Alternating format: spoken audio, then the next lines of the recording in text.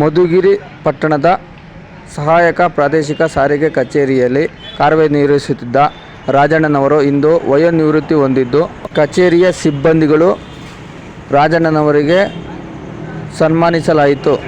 ಮಧುಗಿರಿ ಪಟ್ಟಣದ ಎಲ್ಲ ಡ್ರೈವಿಂಗ್ ಸ್ಕೂಲ್ನ ಸಿಬ್ಬಂದಿಗಳು ಸನ್ಮಾನಿಸಿ ಬೀಳ್ಕೊಡುಗೆ ಸಮಾರಂಭವನ್ನು ಯಶಸ್ವಿಗೊಳಿಸಿದರು.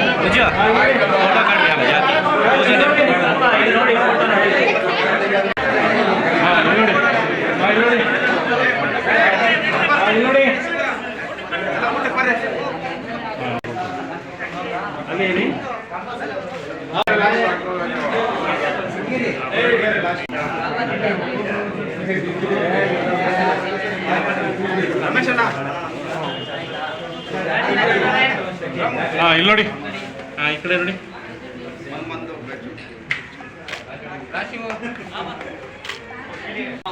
ಈ ಕಡೆ ನೋಡಿ, ಈ ಕಡೆ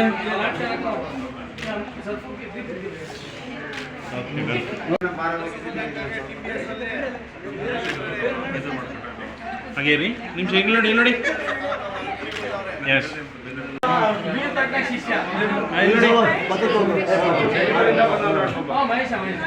ಸರ್ ಇಲ್ಲಿ ನೋಡಿ, ಬೆಂಗಳೂರಿಂದ ಇಟ್ಕೊಳ್ಳಿ ಹೆಂಗೆ ಶಾಲು ಕಿತ್ತು ನೋಡಿ.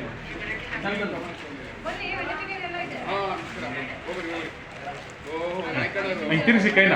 ಹಾಂ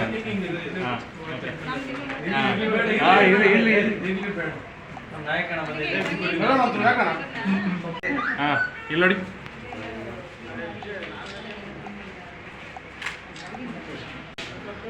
ಇಲ್ಲಿ ನೋಡಿ ಇವ್ರೆ.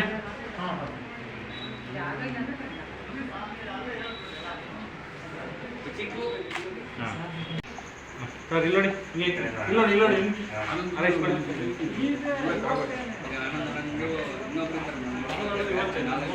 ಸರ್ ಇಲ್ಲಿ ನೋಡಿ.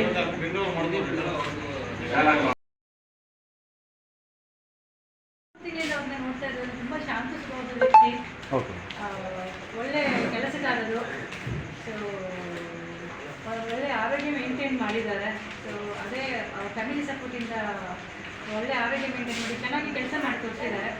ಸೊ ಅವರಿಗೆ ದೇವರು ಒಳ್ಳೆ ಆರೋಗ್ಯ ಕೊಟ್ಟು, ಸಂತೋಷ ಕೊಟ್ಟು, ನೆಮ್ಮದಿಯ ಜೀವನ, ರಿಟೈರ್ಮೆಂಟ್ ಜೀವನ ನಡೆಸಲಿ ಅಂತ ಹೇಳ್ಬಿಟ್ಟು ಮೇಡಮ್ ಹೇಳ್ದಂಗೆ ರಾಜು ಸಾಹೇಬರು ತುಂಬ ಶಾಂತ ಸ್ವಭಾವದವರು. ಹಾಗೂ ಅವರು ಇಲ್ಲಿವರೆಗೂ ನಾವು ನೋಡ್ದಂಗೆ ಒಂದಿನ ಕೋಪ ಮಾಡಿಕೊಂಡು ಯಾರಿಗಾಗಲಿ ಅವರಿಗೆ ತೊಂದರೆ ಥರ ಮಾತಾಡೋದಾಗಲಿ, ಎಷ್ಟೇ ಕಷ್ಟ ಆದ್ರೂ 6 ಗಂಟೆ ನೌಕರನಾಗಿ ಕೆಲಸಕ್ಕೆ ಸೇರುತ್ತೆ. ಅಲ್ಲಿಂದ ಅದು ಸುಪ್ರೀಂ ಕೋರ್ಟ್ ಆರ್ಡ್ರಿಂದಲೇ 10 ವರ್ಷ ಪರ್ಮನೆಂಟ್ ಆಗಿ ರೇಷ್ಮೆ ಇಲಾಖೆಯಲ್ಲಿ 20 ವರ್ಷ ಕೆಲಸ ಮಾಡಿ RTO ಬಂದು 33 ವರ್ಷ ಆಯಿತು. ಅಲ್ಲಿಗೆ ಒಟ್ಟು 43 ವರ್ಷ 2 ತಿಂಗಳು ಡ್ಯೂಟಿ ಮಾಡಿದ್ದೀನಿ. ನನ್ನ ಆತ್ಮತೃಪ್ತಿ ಆಗುವಂಗೆ ನಾನು ಕೆಲಸ ಮಾಡಿದ್ದೀನಿ ಅಂತ ಹೇಳ್ತಾ ನಾನು